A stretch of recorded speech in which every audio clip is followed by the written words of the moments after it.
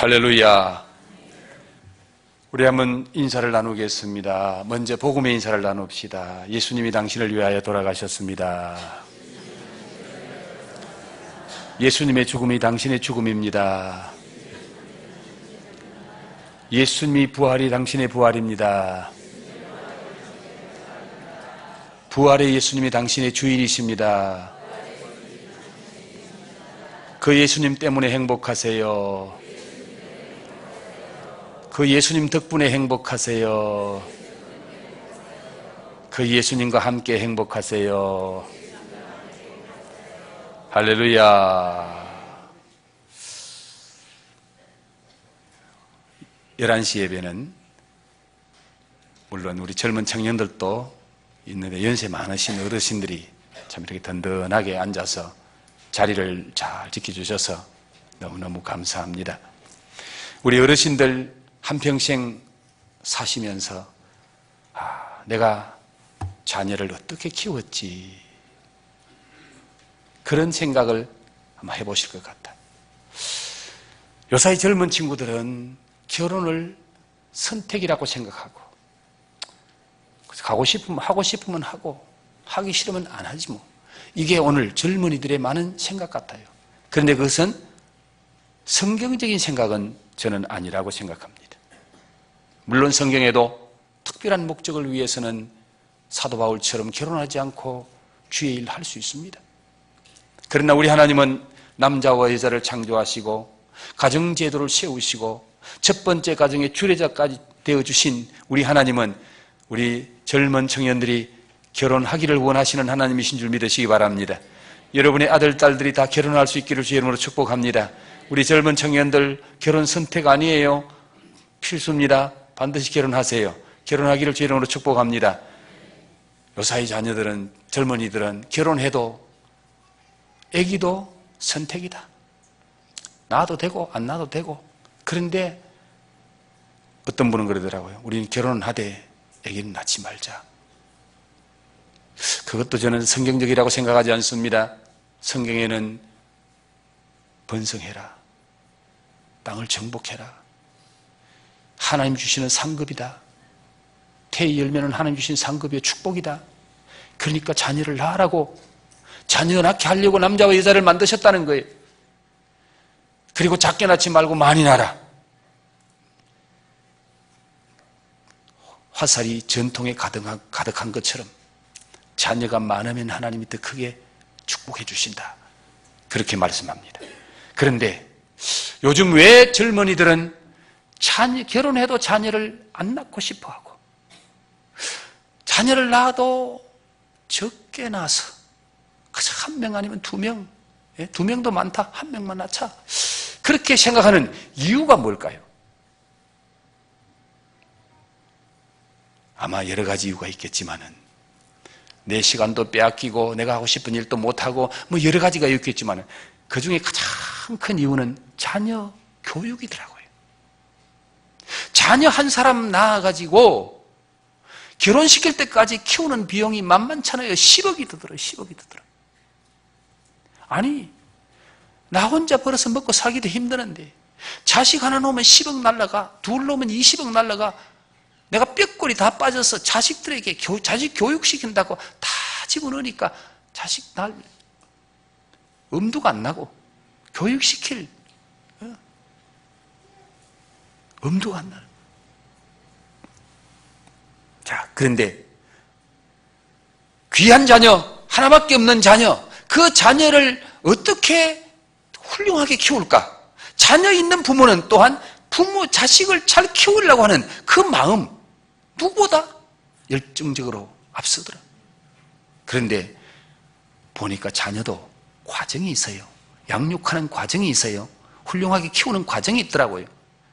쉽게 말하면은 어린이집이나 유치원, 초등학교, 중고등학교, 대학교, 대학원, 이런 과정을 거쳐서 자녀를 훌륭한 자녀로, 유익한 자녀로, 영향력 있는 자녀로 그렇게 키우는 과정이 있는데, 그 과정을 통해서 자녀를 키우는 것처럼 하나님께서도 당신의 자녀인 우리를 복되게 하셔서 많은 사람들에게 축복을 나누어 주는 그런 축복의 통로로 서임 밖에 세우시고 키우시고 양육하시는 그 공식이 있더라고요. 공식.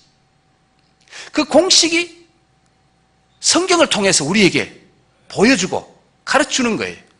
오늘 이 공식을 바로 알고 바로 배워서 우리 모두가 축복의 통로가 되어서 하나님을 영광을 나타낼 의의 나무, 믿음의 나무, 열매 많이 맺는 그런 행복한 나무들이 되기를 주의 이름으로 축복합니다.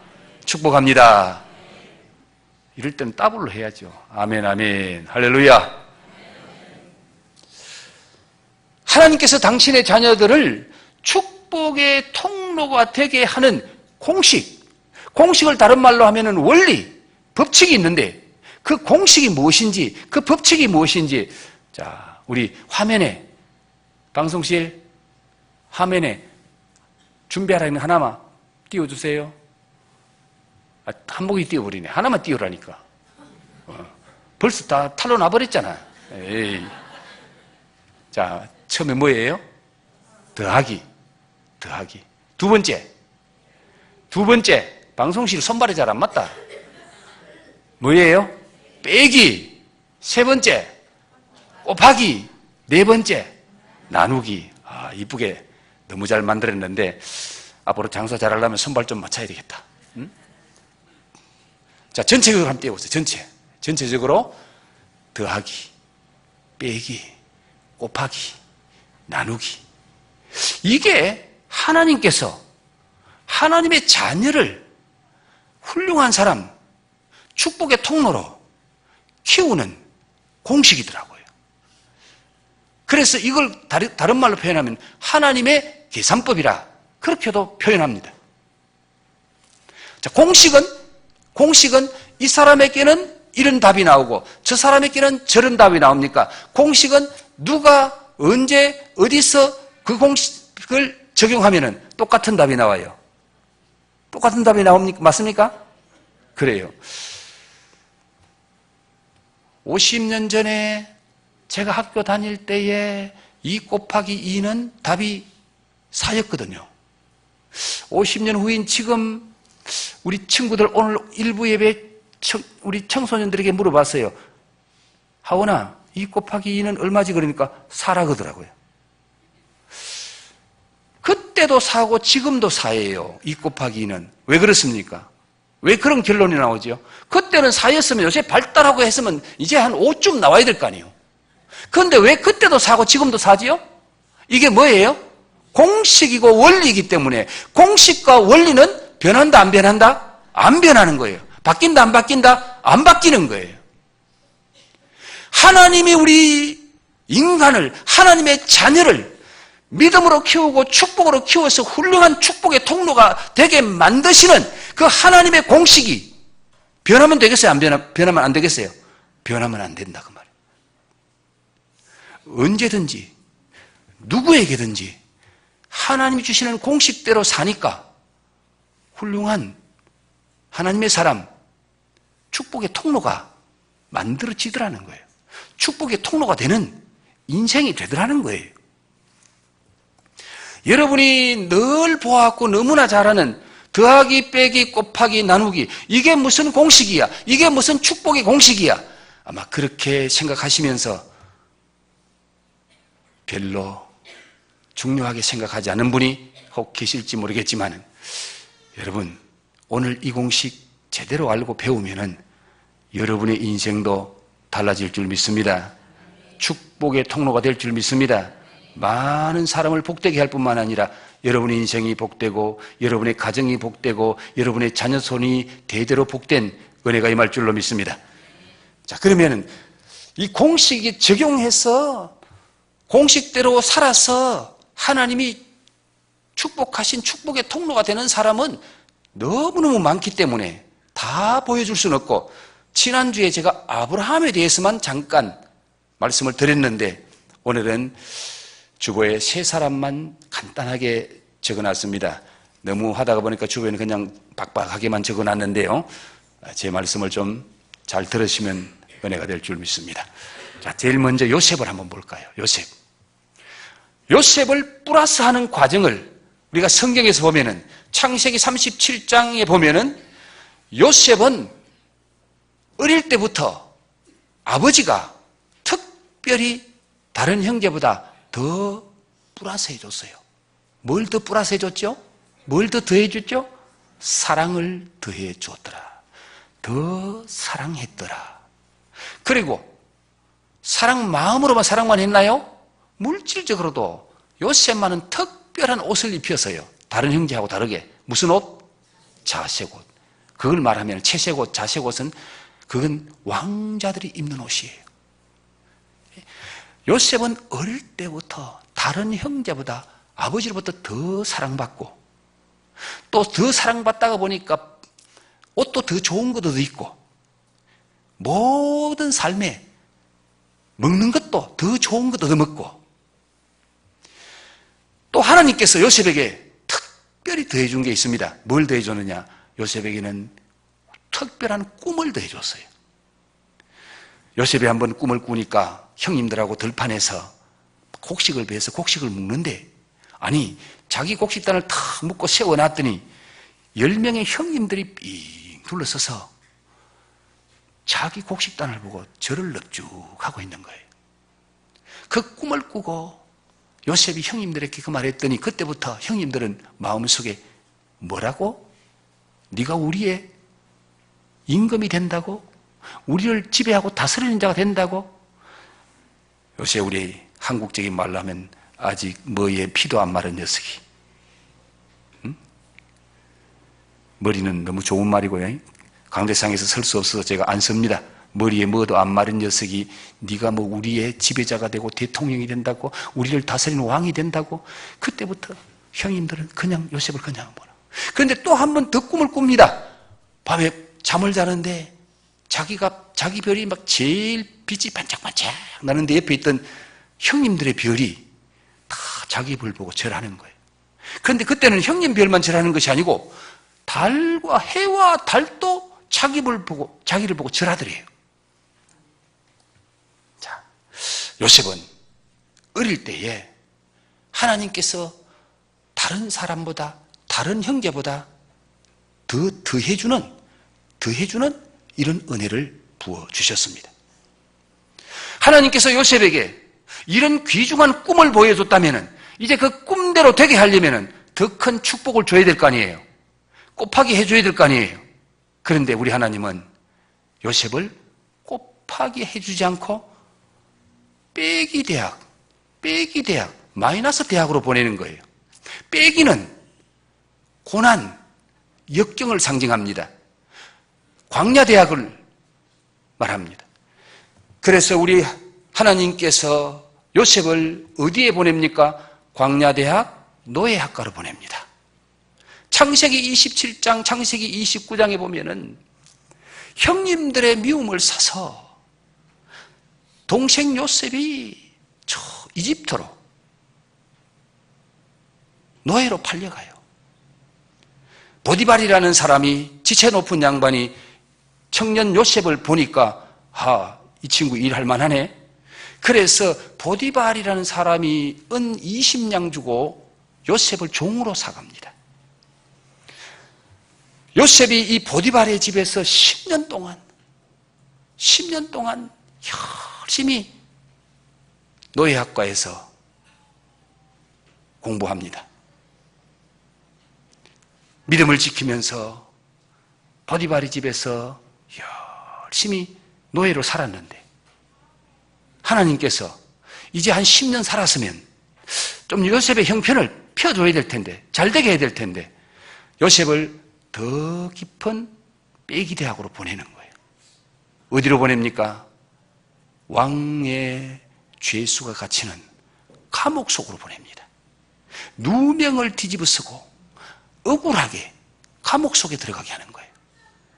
감옥 속에 들어가서 3년을 또 죄인들과 함께 죄인 취급받고 거기서 살아야 됩니다.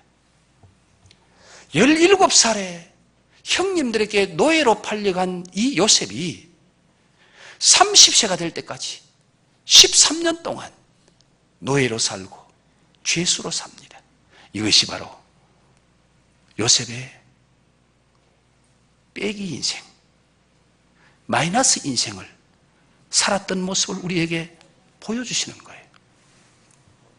자, 더하기 다음에 뭐가 빼기 했죠? 빼기 다음에 뭐가 나와요?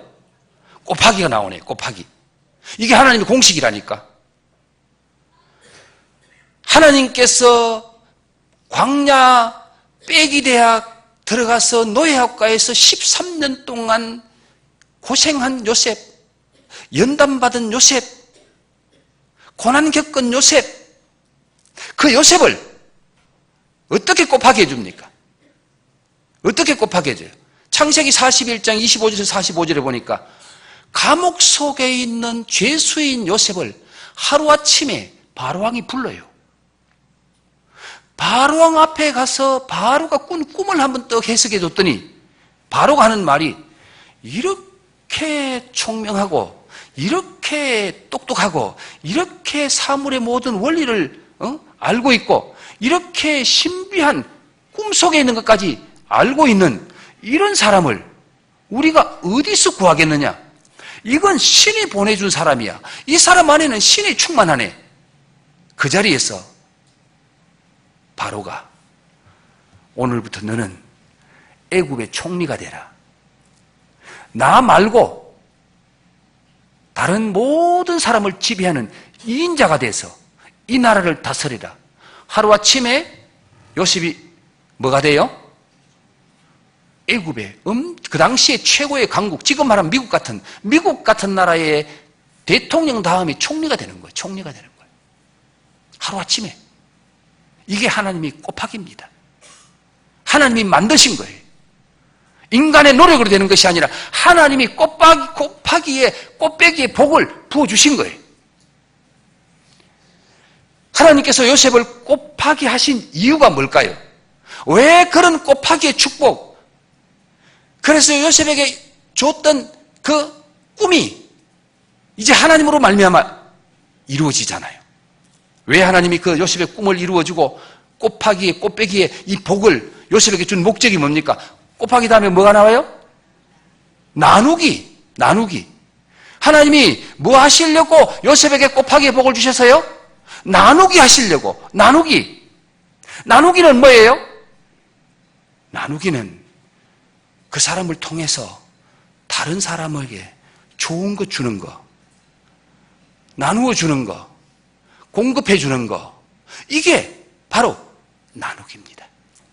하나님이 요셉을 통해서 어떻게 나누게 하셨는지 성경에 보면은 7년 흉년 들었을 때에 7년 풍년에 먼저 듭니다. 풍년 들었을 때 그걸 요셉으로 하여금 잘 관리하기 위해서 7년 흉년 들 때에 애굽의 모든 백성을 그 곡식 나누어 줍니다.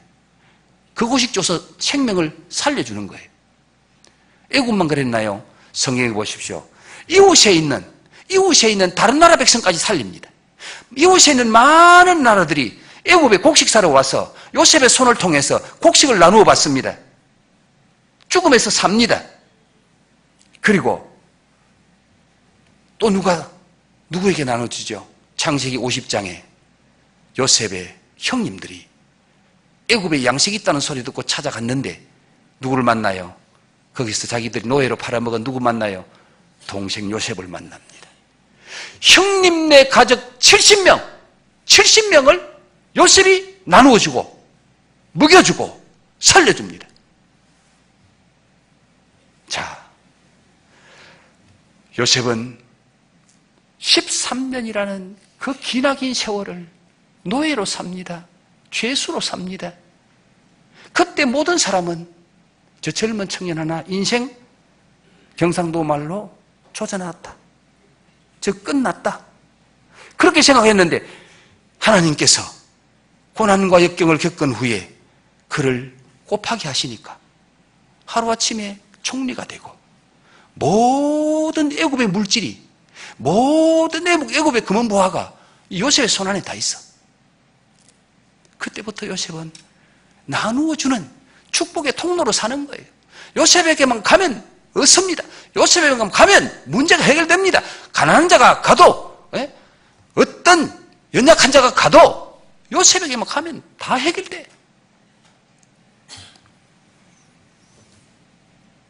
사랑하는 성도 여러분, 지금 여러분이 어떤 환경 속에 있든지, 지금 광야대학 같은 꼬파기 가운데 괴롭고 힘드는 역경 속에 있을지라도 하나님이 때가 되면 곱하게 하실 줄 믿습니다. 축복하실 줄 믿습니다. 회복시키실 줄 믿습니다. 새롭게 하실 줄 믿습니다. 왜? 목적이 뭐라고요? 잘 먹고 잘 살아라고? 뭐 때문에? 나누게 하시려고. 나누게 하시려고. 나누어서 다른 사람 잘 되게 하시려고. 나누어서 다른 사람, 죽을 사람 살리게 하시려고. 또 한 사람 볼까요? 또 한 사람은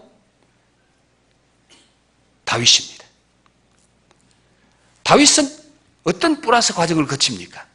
사무엘상 16장 17장에 보면은 다윗이 어린 청년 때 목동에 양치고 있는데 사무엘이라는 사람을 하나님이 보내셔서 어린 목동 다윗에게 기름을 부어줍니다. 형제 8명이 있었지만 그 형제 8명에게는 기름 안 부어줘요. 이 다윗에게 기름을 부어주고, 그 기름을 부어주니까 기름만 부어주는 것이 아니라 성령이 충만해지네. 예. 야, 친절하게 구절을 딱 띄워줬네요. 한번 읽어볼까요? 사무엘이 기름병을 가져다가 그의 형제 중에서 그에게 부었더니, 그에게 더하게 했더니 이날 이후로 다윗이 여호와의 영에게 크게 감동되니라. 사무엘이 떠나서 라마로 가니라. 여호와의 영이 그 위에 크게 더하게 한지라. 그럴 때부터 다윗은 성령 충만한 삶을 사는 거예요. 그런 다윗이 또 뭘 하나님이 더하게 해줍니까? 골리앗 때문에 나라가 진짜 위기에 빠져 있습니다. 풍전등화와 같은 위기에 빠져 있을 때에 하나님이 다윗을 보내서 적장 골리앗을 깨부숩니다. 그 위기에서 나라를 구합니다. 이런 은혜를 더해 주시네요. 그랬더니 온 백성이 칭송하기를 다윗은 만만이다. 사울은 천천히고 다윗은 만만이다. 물론 그때부터 이제 빼기가 시작되지요. 하나님은 플러스한 다윗을 곱하기로 바로 보내지 않으셨습니다. 이제 사울 왕의 사위가 되고 적장도 이기고 최고의 왕 밑에 1인자가 되었으면 이제 좋은 길을 가야 될 거 아니에요. 탄탄대로로 가야 될 거 아니에요. 그런데 이 다윗이 그런 곱하기 더 잘 되는 길로, 형통한 길로 가는 것이 아니라 빼기 대학으로 하나님이 보내버리는 거예요. 다윗이 입학한 빼기 대학이 어딥니까? 사울이 총장인 위협대학 쫓기는 학과로 이 다윗을 하나님이 입학시켜버려. 야, 그때부터 다윗의 인생은 밤낮으로 위협당하고 쫓겨다니는 인생, 무려 13, 14년 동안 다윗은 이 빼기 대학에서, 이 광야 대학에서 얼마나 생명의 위협을 느끼고 쫓겨다니는지 몰라요. 그래서 사울은 말합니다. 공개적으로 사무엘상 19장 1, 2절에 보면은 죽이라고 명령합니다. 죽이라. 다윗을 죽여라. 그리고 이 다윗을 어떻게 하든지 죽이려고 13, 14년 동안 계속 쫓아다닙니다. 그러니까 다윗이 광야에서 잠을 자고 이슬 맞고 짐승처럼 사는 그런 삶을 10년 이상 합니다. 얼마나 힘들었겠어요. 가혹하고 혹독한 빼기 대학 마이너스 과정을 거친 후에 하나님께서 빼기 다음에 뭐 준다고요? 빼기 다음에 뭐가 와요? 곱하기를 어떻게 하십니까? 사무엘하 5장 3절. 예, 한번 방송이 사무엘하 5장 3절 있나요? 있으면 떼주고 없으면 제가 읽을게요. 자, 제가 읽을게요. 이에 이스라엘 모든 장로가 헤브론에 이르러 왕에게 나오매 다윗 왕이 헤브론에서 여호와 앞에 그들의 언약을 맺음에 그들이 다윗에게 기름을 부어 이스라엘의 왕으로 삼으니라. 네. 다윗에게 기름을 부어 이스라엘 왕으로 삼았다. 빼기 대학에 가서 마이너스 대학에 가서 10수년 동안 쫓기는 학과에서 고난과 역경을 겪을 때는 다윗의 인생 끝나는 줄 알았죠. 그래, 똑똑한 척하고 잘난 척하더니 참 모습이 그렇게 됐구나. 모든 사람이 다윗이 왕이 될 거라고 상상도 못합니다. 왜? 사울 왕이 건재하거든요. 사울은 다윗을 죽여서 왕이 못되게 하려고 10수년 동안 그를 쫓아다니고 그를 죽이려고 생명의 위협을 몇 번이나 당했지만은, 그러나 우리 하나님이 곱하기 하니까 뭐가 됐다고요? 그렇게 자기를 죽이려고 했던 그는 죽임을 당하고, 그가 죽이려고 했던 이 젊은 다윗이 그날의 왕이 됩니다. 누가 그렇게 만드셨어요? 누가 그렇게 만드셨어요? 곱하기 하시는 하나님이. 인생을 곱하기 하시는 하나님이. 오늘도 사탄은 우리를 죽이려고 합니다. 사탄은 우리를 망하게 하려고 합니다. 그러나 고난과 역경의 광야대학 잘 통과하면은 하나님 우리를 곱하게 하실 줄 믿습니다. 하나님 우리를 살리실 줄 믿습니다. 하나님 우리 잘되게 하실 줄 믿습니다. 다윗이 왕이 된 이후로 이스라엘은 크게 부흥합니다. 다윗 역사상, 이스라엘 역사상 다윗처럼, 다윗 왕 때처럼 영육간에 부강하고 잘될 때가 없었습니다. 다윗 임금 한 사람을 통해서 온 이스라엘 백성들이 하나님의 복을 나누어 받는 거예요. 영육간의 복을 받는 거예요. 가장 태평한 삶을 삽니다. 가장 평안한 삶을 삽니다. 가장 은혜로운 삶을 삽니다. 누구 때문에? 다윗 왕 한 사람 때문에. 이게 다윗이 나누어주는 축복의 통로가 된 겁니다. 다윗은 땅에 살던 때만 그렇게 나누는 삶을 살지 않았습니다. 죽은 후에도 그 후대들에게도 후손들에게도 계속해서 나누어주는 축복의 통로가 되는 다윗이 되었습니다. 열왕기하 19장 34절에 보면은 뛰어났네요. 한번 읽어봅시다. 시작. 내가 나와 나의 종 다윗을 위하여 이 성을 보호하여 구원하리라 하셨나이다 하였더라. 이게 무슨 말인가 하면 히스기야 때에 나라가 풍전등화처럼 지금 완전히 강대국에게 포로로 사 있습니다. 예? 아수르군 18만 명이, 사네빌이라는 왕이 아수르군 18명을 거느리고 와서 완전히 성을 포위했습니다. 그때 하나님이 내가 나와 나의 종 누구를 위하여? 다윗을 위하여 이 성을 보호하여 구원하리라. 그때 다윗 살아있었어요? 죽었어요? 죽은 후에예요. 다윗이 죽은 후에도 다윗 때문에 이 나라를 구한다는 거예요. 다윗 때문에 이 후손을 살린다는 거예요. 이야, 얼마나 큰 축복의 통로로 쓰임받습니까? 살았을 때만 아니고 죽은 후에도 다윗 때문에 나라가 살아요. 나라가 살아요. 국민이 사는 거예요. 백성이 사는 거예요.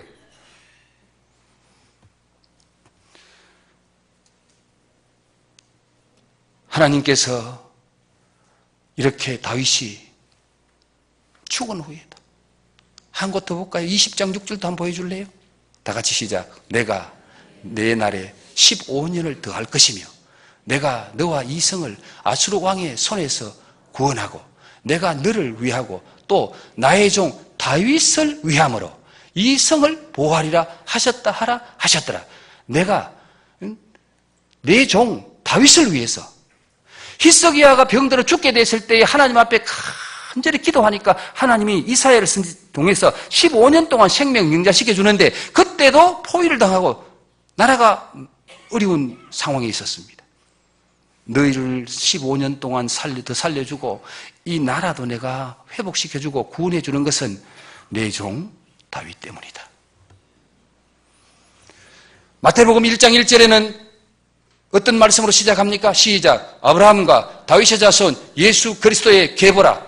다윗이 벌써 죽었는데 예수님이 이 땅에 오시니까 예수님의 족보를 말하면서 아브라함과 다윗의 자손 예수, 다윗의 후손 예수, 다윗의 자식을 통해서 온 예수, 다윗의 혈통을 통해서 온 예수가 이 나라를 회복시키고 이 땅을 회복시킨다. 다윗을 통해서 그 후손 예수를 통해서 오늘 이 세계를 살리는 하나님의 역사가 다윗으로부터 시작됐다는 거예요. 하나님은 다윗을 고난의 대학 광야를 거쳐서 왕으로 곱하기 해서 세우셔서 나라와 민족을 살아있을 때 죽은 후에도 살리는 백성들을 먹이는 이런 놀라운 축복의 통로가 되게 우리 하나님이 하셨다는 겁니다. 한 사람만 더 보겠습니다. 사도 바울을 한번 살펴볼까요? 바울의 플러스 과정을 살펴보십시다. 사도행전 9장 보면은 부활의 주님을 만납니다. 부활의 주님을 만날 뿐만 아니라 그때에 부활의 주님 만날 때 3일 동안 장님이 돼서 하나님 앞에 엎드려 기도할 때에 아나니아라는 선지자를 보내서 기도하니까 눈에 못 보던 눈이 비늘이 벗겨지고 눈이 회복되고 그때 성령 충만을 받습니다. 성령 충만을 받아요. 그리고 그때에 이 사울이 하나님 앞에 고백합니다. 주여 내가 무엇을 하리이까? 주여 내가 무엇을 하리이까? 부활의 주님 만나서 사울이 깨지고 바울이 되고 난 후에 바울은 주여 이런 은혜를 받은 내가 뭘 하면 될까요? 뭐하고 살까요? 그랬더니 내가 너를 이방인에게 복음 전하는 나의 택한 그릇이다. 내가 너를 이방에 복음 전하는 도구로 사용하려고 내가 너를 불렀다. 그때부터 이 바울이 그래 하나님 나를 그렇게 쓰시려고요? 내가 받은 이 은혜, 내가 만난 이 주님, 내가 모든 사람들에게 보여주겠습니다. 전하겠습니다. 나누게 하려고 나갑니다. 그런데 우리 하나님께서 나누게 하려고 나가는 바울을 계속해서 나누게 하게 만드는 것이 아니라 아브라함과 다윗처럼 빼기 대학으로 보내는 거예요. 왜 빼기 대학으로 갈 수밖에 없느냐? 사도행전 9장 28절에 30절 보면은 이 바울이 사람들에게 위협을 받습니다. 생명의 위협을 느껴요. 그래서 거기에 있을 수가 없습니다. 다 서로 자기 고향으로 피신 가게 만드는 거예요. 왜? 사람들이 바울을 죽이려고 하니까. 그리고 그 다음에 어디로 갑니까? 아라비아 광야로 들어갑니다. 아라비아 광야는 사람이 없는 곳입니다. 사막입니다. 그런 아무것도 없는 사막 속에 들어가서 육신적으로 많은 고난을 당하지만 거기서 영적인 훈련을 시키는 거예요. 10수년 동안 아라비아에서 하나님은 다윗을 천국까지 보게 하는 신령한 영적 훈련을 합니다. 여러분 훈련도 다 다르더라고요. 혹시 방위하신 분 자존심 상하지 마십시오. 예를 드니까 방위 훈련 일주일 받나요? 육군 병사들 지금 2주인가 한 달 안 받을 거예요. 훈련. 그러나 해병이나 공수부대 사람은요. 제가 이래 봐도요. 20주 훈련 받은 사람이에요. 다른 사람 4주, 6주 받을 때 저는 후반기 14주 특별 훈련 받은 사람이에요. 공수 가려고 그러다가 하나님이 안 보내줘서 못 갔어요. 왜? 제가 받은 주특기가 공수팀에 하나씩 분명히 있어야 되거든. 통신 전문 병사가 팀에 한 사람씩 들어가야 돼요. 그래서 저희들이 통신훈련소 졸업할 때는 누렇게 공수병에 다 걸려서 어떤 사람이 공수 특전단에 들어가느냐, 그거 들어가면 또 6개월 훈련 받아야 돼. 그 1년 내내 훈련 받다 끝나는 거예요. 공수 특전단의 훈련 달라요. 방위병 훈련 일주일도 안 받아요. 그런데 장교는 훈련 몇 년 받아요? 4년. 육군 사관학교 들어가서 4년 동안 훈련을 받아요. 그게 장교 만드는 과정이에요. 훈련 과정이에요. 사람을 제대로 만드는 것도 훈련 학교가 다르고 훈련 정도가 다르고 훈련 기간이 다르던데 하나님께서 바울을 아라비아 사막 속에 집어나가서 10수년 동안 거기서 영성훈련시키는 거예요. 영성훈련시키는 거예요. 육체적으로는 엄청난 고난이지만 거기서 하나님께로부터 영적 훈련을 받도록 만드는 거예요. 그게 바울에게 빼기의 과정입니다. 고난의 과정입니다. 역경의 과정이었습니다. 하나님은 누구를 통해서 바울에게 곱하게 합니까? 사도행전 11장 24절에서 보니까 바나바라는 사람을 보내요. 다 같이 시작. 바나바는 착한 사람이요 성령과 믿음이 충만한 사람이라 이에 큰 무리가 죽게 더하더라. 바나바가 사울을 찾으러 다소에 가서 그 다음 거 없나요? 끝났나요? 26절 다 시작. 만남에 안디옥에 데리고 와서 둘이 교회에서 1년간 모여있어 큰 무리를 가르쳤고 제자들이 안디옥에서 비로소 그리스도인이라 일컬음을 받게 되었더라.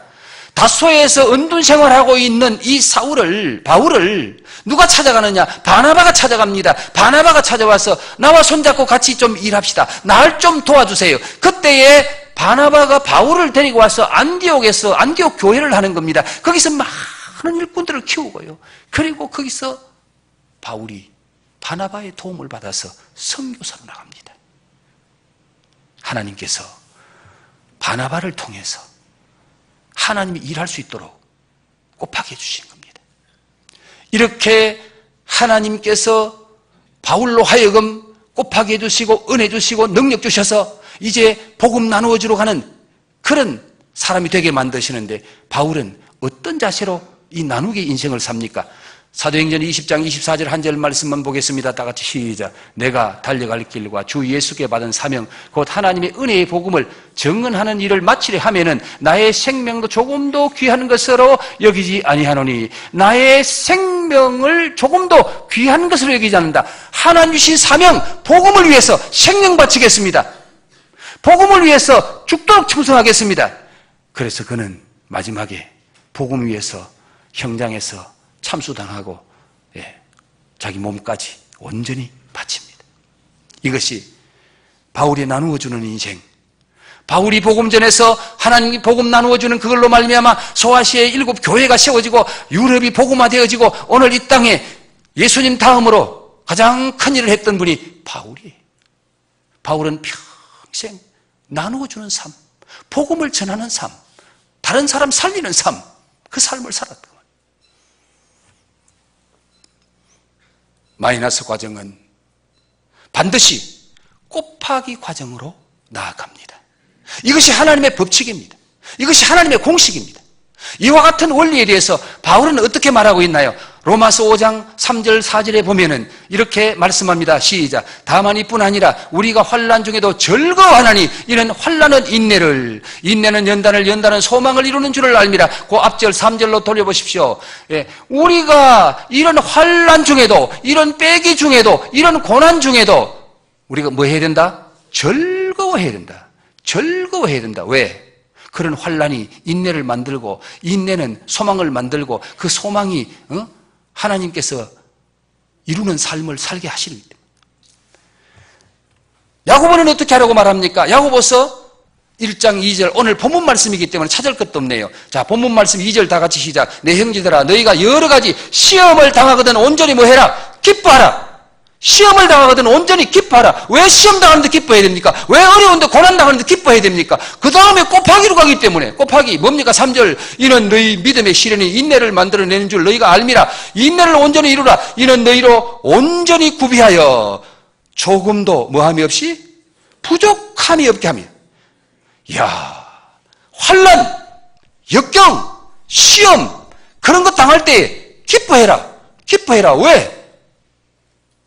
시험 당한 후에 빼기 하신 후에 곱하기 하실 하나님의 은혜, 곱하기 해주실 하나님의 축복, 그거 바라보면은, 그거 알면은 역경 속에 염려 근심하는 삶이 아니라 기뻐하는 삶, 즐거워하는 삶을 살 수 있다는 겁니다. 힘은 듭니다. 괴롭습니다. 고통스럽습니다. 그러나 인내하면은, 견디면은, 믿음으로 견디면은 하나님이 준비된 후에 구비하여 조금도 부족함이 없는 그런 곱하기의 복을 주신다. 할렐루야. 하나님께서 더하기, 빼기, 곱하기, 나누기의 이 과정을 왜 우리로 하여금 거치게 하십니까? 여러분, 곱하기 하는 목적이 뭐라고요? 곱하기 다음에 뭐가 나온다고요? 나누기. 나누기란 뭡니까? 땅의 모든 족속에게 복의 근원이 되어서 그 복을 나누어 주는 삶, 다른 말로 축복의 통로가 되게 하기 위해서 하나님은 곱하기의 복을 주셨다는 겁니다. 그런데 빼기는 왜 필요합니까? 하나님이 빼기는 왜 줍니까? 아니 이거 빼기만 싹 빼버리면 좋겠는데, 예? 빼기만 싹 빼버리면 좋겠는데 더하기에서 곱하기로 가고 곱하기에서 나누기 가면 얼마나 좋을까요? 많은 사람들은 빼기 때문에 염려하고 걱정하고 힘들어하고 괴로워합니다. 빼기 왜 주는지 아세요? 자,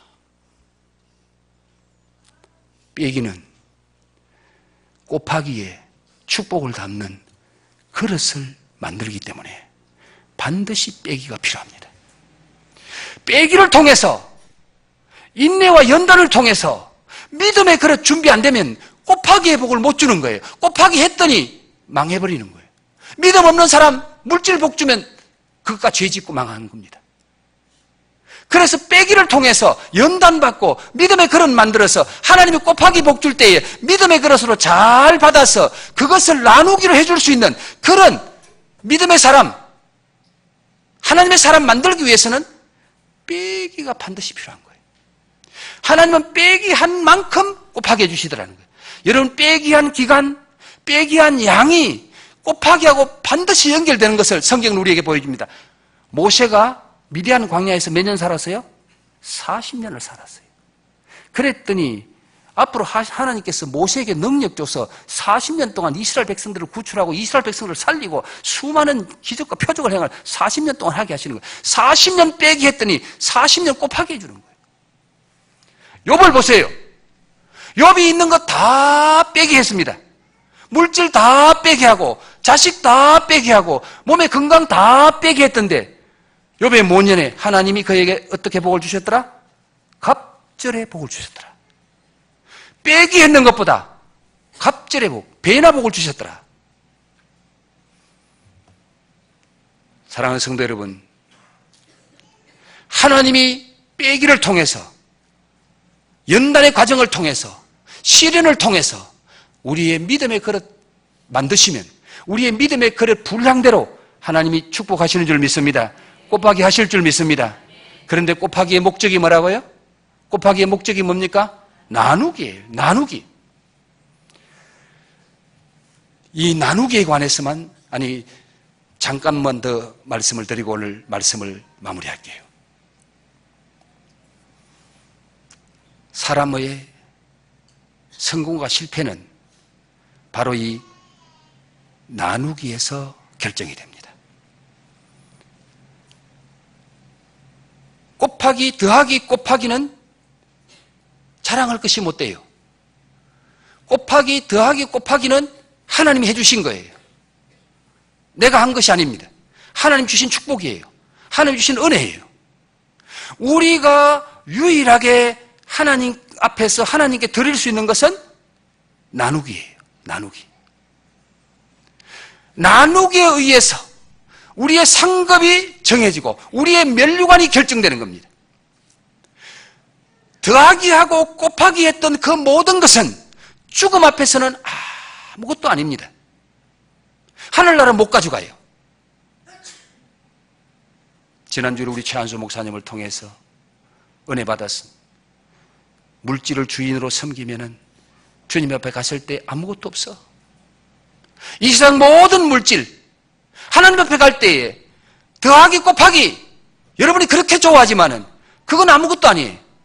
나누기 한 만큼만, 주님을 위해서 사용한 만큼만, 다른 사람에게 좋은 일 한 만큼만, 선하게 사는 만큼만, 그것도 인간적이 아니라 주님을 위해서, 복음을 위해서 그것만이 우리의 상급이고 우리의 면류관입니다. 여러분, 아무리 이 세상에 많은 것 가져도 죽음 앞에서 동전 하나 못 가져갑니다. 공술의 공수거라고 성경이 말하잖아요. 예? 인간이 빈손으로 왔다가 빈손으로 간다고 했어요. 그러나 영원히 내 것이 되고 영원히 가질 수 있는 것이 뭐라고요? 나누기 한 것이에요. 나누기 한 것. 하나님의 영광을 위해서, 복음을 위해서, 생명 살리기 위해서 내가 나누고 베푸고 섬긴 것만큼만 내가 죽어도 그것이 나의 면류관이 되고 영광이 되고 주님 앞에 섰을 때의 칭찬거리가 되는 거예요. 네가 참 잘했네. 내가 이런 복을 준다. 이런 영광을 준다. 그래서 바울은 데살로니가 2장 19절에서 뭐래? 너희가 우리의 영광이요 우리의 기쁨이요 우리의 면류관이다 그랬습니다.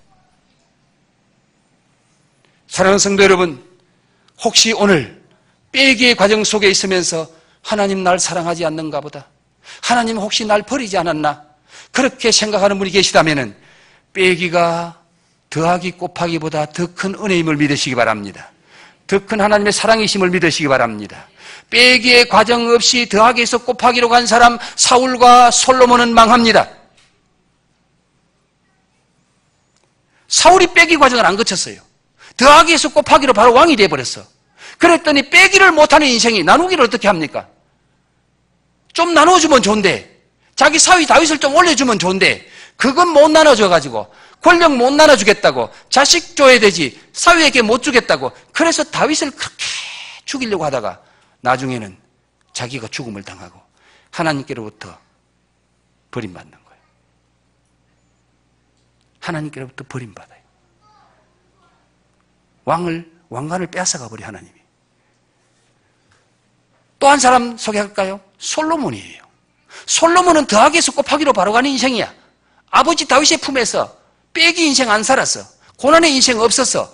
그랬더니 왕이 되니까 나누기를 못하네. 다이아몬드 같은 믿음으로 시작했던 솔로몬이요, 나중에 돌 같은 믿음이 돼버리고 말아요. 빼기의 인생을 안 살아보니까, 고난이 뭔지 모르니까, 역경이 뭔지 모르니까 오늘날 부잣집의 자식들이 그게 문제다 그 말이에요. 빼기의 인생, 인생의 고난을 모르고 눈물의 빵을 못 먹은 인생들은 돈 있으면 죄 짓는 거예요. 돈 있으면 망하는 길로 가는 거예요. 오늘 여러분, 빼기의 과정이 하나님의 은혜요 사랑임을 믿으시기 바랍니다. 빼기 없는 인생은 곱하기 해줘봐야 여러분 아무것도 아닙니다. 망하는 길로 가는 거예요. 빼기 못하면 절대로 나누기 못합니다. 빼기 과정이 사람을 구기는 것이 아니라 세우는 과정이고, 빼기 과정이 하나님께서 허약하게 하는 것이 아니라 우리의 믿음을 강하게 하는 것이고, 빼기의 과정이 더하기 곱하기보다 더 큰 은혜요, 더 큰 축복임을 우리가 믿을진데, 빼기 과정을 통해서 내가 믿음의 그릇만 준비되면은 하나님이 나를 복되게 하시는구나, 하나님 나에게 곱하기를 주시는구나. 그 곱하기 주심의 목적이 내 혼자 잘 먹고 잘 살아라가 아니라, 곱하기 다음에는 반드시 뭐가 나온다고요? 나누기를 해야 되는구나. 하나님이 선한 손길 만들려고, 축복의 통로 만드시려고, 나로 말미암아 많은 사람 복되게 만들고 많은 사람 살리려고 내게 곱하기 복을 주셨구나. 이 목적이 분명해야 돼요. 이 목적 없으면 다 망하는 거예요. 전직 대통령들 왜 다 망했습니까?